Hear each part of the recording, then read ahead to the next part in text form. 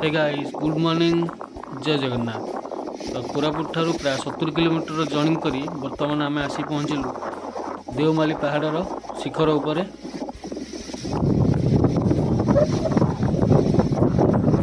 कि सुंदर प्राकृतिक दृश्य देखंतु, केते सुंदर लगुच पहाड़ उपरे पवन पूरा सुलसुलिया पवन बाजुची, शीत लगुच भी एते खरा है कि भी शीत लगुच।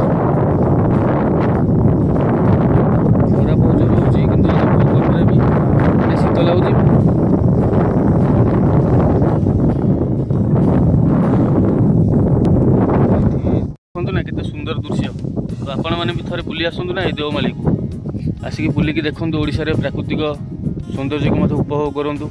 शीत दिन तो बहुत टूरिस्ट आसुँच, बहुत टूरिस्ट भी एवं देखा मिलूँ।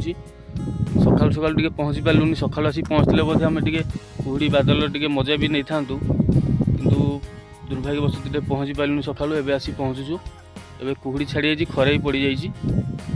तो चलते आपन गाँव को दृश्य देखा बर्तमान।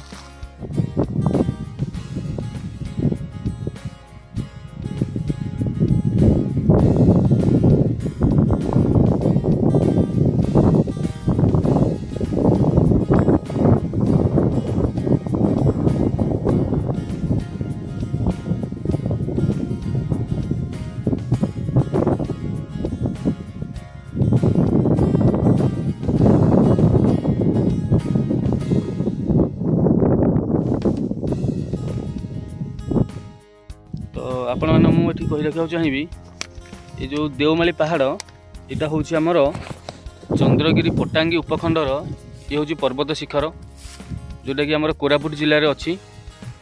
आउ ए देवमाली ये पहाड़ उपरटा हूँ माने ओडिशार सर्वोच्च गिरिशृंग, जोटा कि समुद्र पतन ठारू प्राय 1672 मीटर उच्चरे अच्छी बर्तमान। तो एत उच्चरे माने ठंडा तो निहाती आपण मैंने अनुभव कर कौहारे ठंडा थी। तो पवन भी ये बहुत बढ़िया दौर, सुलसुलिया पवन दौर।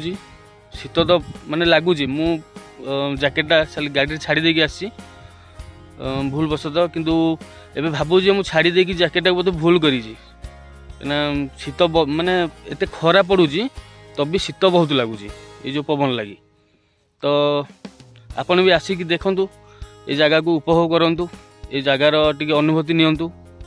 आउ जदि को मैंने आसिक बुलिकी जाइछन्ति देवमाली तो मते कमेंट बॉक्स में निश्चय जनातु। पहाड़ रे चून पत्थर, बक्साइट आउ रत्नखंड भाया बहुत सामग्री मिले। एठारे कंध, बराज,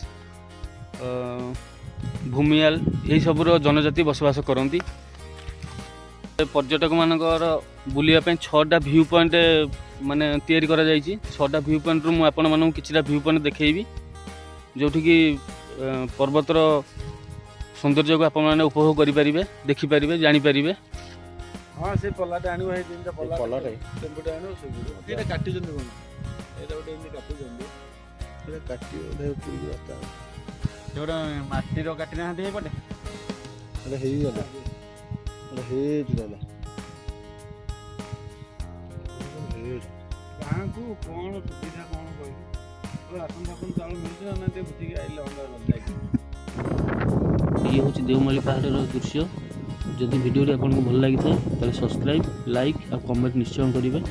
तो आज ये पुणी देखा आ गोटे नुआ ब्लॉग रे। टिल देन बाय बाय, जय जगन्नाथ।